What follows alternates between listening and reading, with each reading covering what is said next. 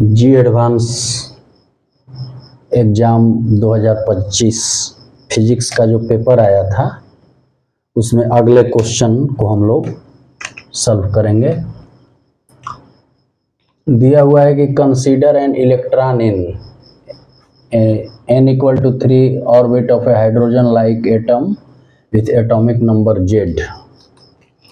Atomic number जो है वो z दिया हुआ है, orbit n equal to 3 at a absolute temperature T. A neutron having a thermal energy kVT has the same de Broglie wavelength as that of this electron if this temperature is given by T.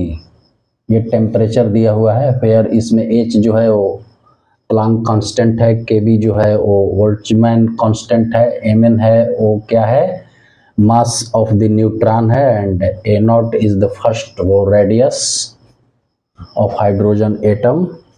तो हमें alpha की value निकालना है। देखिए सबसे पहले जो Bohr model of atom से रिलेटेड फार्मूला होता है 2 pi r equal to n lambda. तो इसमें जो R होता है R, तो R का फॉर्मूला ये रेडियस है n square by z a naught. ये R की जगह हम लोग पुट कर लेंगे,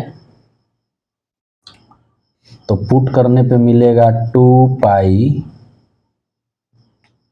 N square Z a naught equal to n lambda.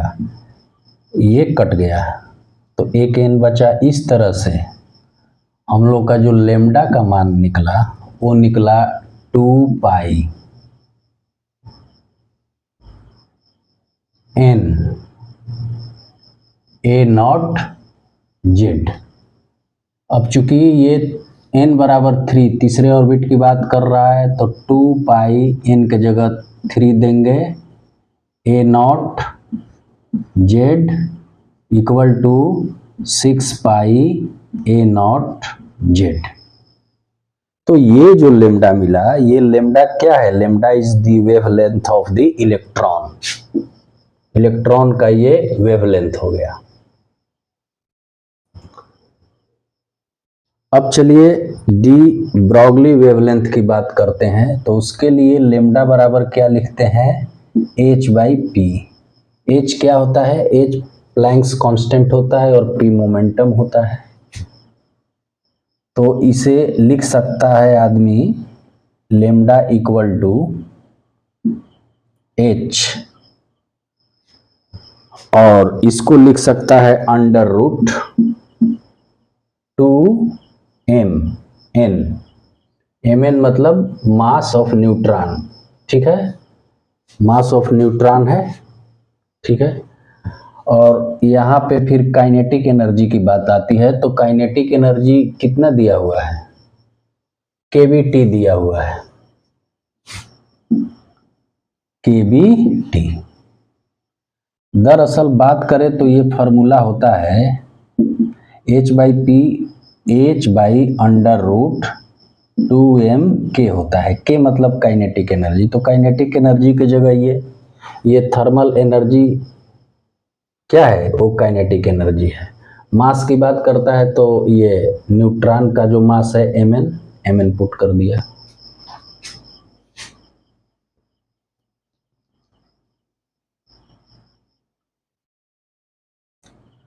अब ये लेमडा का मान है और ये भी लेमडा का मान है। ये दोनों लेमडा के मान को आपस में क्या कर देना है, बराबर कर देना है। तो 6 pi a naught Z equal to h by under root 2mn kBt। अब इसको आगे हल करने के लिए स्क्वायरिंग बोथ साइड कर लेंगे। तो ये क्या हो जाएगा, 36 pi square a naught square by z square equal to h square, ये रूट हट जाएगा, 2mn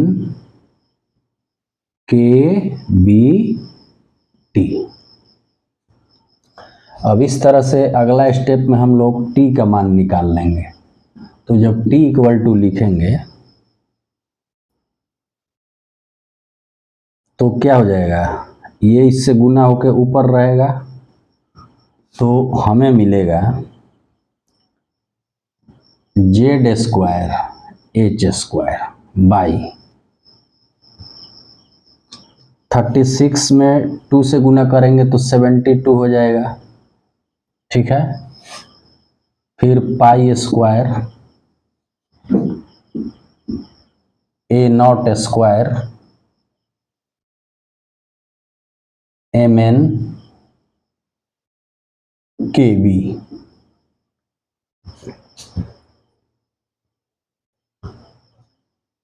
अब इस इक्वेशन से इसका कंपैरिजन कर लेंगे, ये जो दिया हुआ है इक्वेशन, इससे हम लोग कंपैरिजन कर लेंगे।